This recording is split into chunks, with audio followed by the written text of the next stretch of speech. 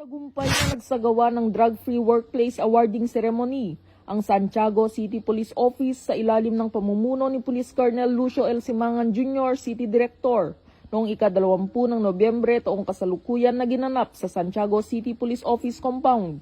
Pinangunahan ng paggawad ni Investigation Agent 5 Armenio V. Guadja, Provincial Officer ng Quirino Provincial Office, PIDEA Region 2. Ang paggawad ng sertipiko ay bilang patunay na muling mapanatili ng tanggapan ang drug-free workplace. Dagdag nito, ito din ay bilang pagkilala sa patuloy na pagsunod ng Santiago City Police Office sa mga pamantayan ng Philippine Drug Enforcement Agency upang mapanatili ang isang disiplinado at drug-free na lugar ng trabaho.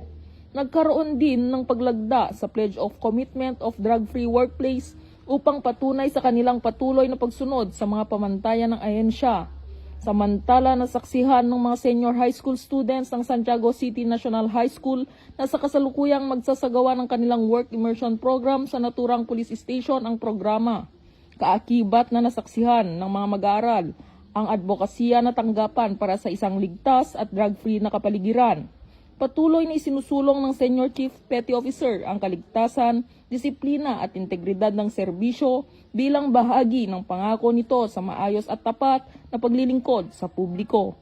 Mula dito sa Lambak ng Cagayan, ako ang inyong PNN correspondent, Patrolwoman Ledesma, alagad ng batas, taga-taguyod ng Balitang